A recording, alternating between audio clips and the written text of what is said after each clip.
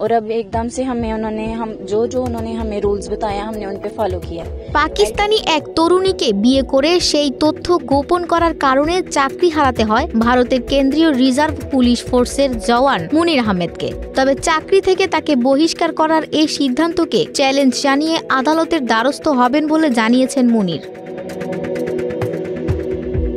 তিনি বরখাস্ত হন গত শনিবার ৩ মে। মুনির বলেন তিনি সদর দপ্তরের অনুমতি পাওয়ার প্রায় ১ মাস পর বিয়ে করেছেন। এ বিষয় নিয়ে তিনি আদালতে যাবেন বলে জানিয়েছেন। মুনিরের বক্তব্য, আমি আদালতে যাব এবং ন্যায় বিচার পাব বলে আশাবাদী। এনডিটিভির প্রতিবেদনে জানা যায় জম্মুর ঘারোটা এলাকার বাসিন্দা মুনির আহমেদ ২০১৭ সালের এপ্রিল মাসে সিআরপিএফে যোগ দেন। সিআরপিএফ জানিয়েছে পাকিস্তানি নাগরিক মিনাল খানকে বিয়ের বিষয়টি গোপন রাখা ও তার স্বল্পমেয়াদী ভিসার মেয়াদ শেষ হওয়ার পরও তাকে নিজ বাসায় রাখার কারণে মুনির আহমেদকে বরখাস্ত করা হয়েছে।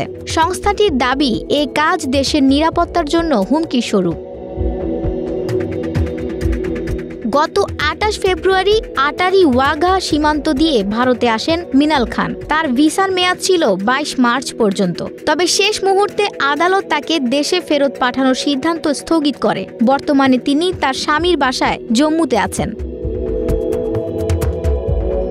মুনির আহমেদ বলেন ২০২২ সালে ৩১ ডিসেম্বর তিনি কর্তৃপক্ষকে প্রথমবারের মতো পাকিস্তানি নাগরিককে বিয়ের ইচ্ছার কথা জানান। তখন তাকে পাসপোর্ট, বিয়ের কার্ড ও হলফনামার অনুলিপি জমা দিতে বলা হয়। তিনি বলেন, আমি আমার নিজস্ব হলফনামা ছাড়াও বাবা মা, গ্রাম পঞ্চায়েত এবং জেলা উন্নয়ন পরিষদের সদস্যদের হলফনামাও যথাযথ কর্তৃপক্ষকে জমা দেই। পরে ২০২৪ সালের ৩০ এপ্রিল সদর দপ্তর থেকে অনুমোদন পায়।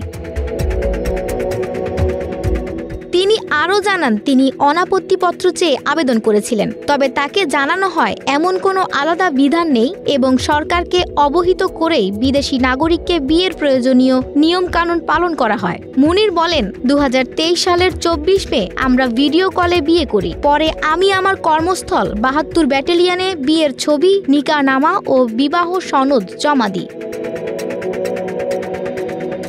গত ২২ এপ্রিল এক সন্ত্রাসী হামলায় ভারত নিয়ন্ত্রিত কাশ্মীরের পেহেলগামে ২৬ জন নিহত হয়। এ ঘটনার পর পাকিস্তানি নাগরিকদের দেশ ছাড়তে বলে ভারত সরকার। ঠিক তারপরই মুনির আহমেদ ও মিনালের বিয়ের খবর সামনে আসে। আফসানা ভুইয়া, প্রবাস খবর।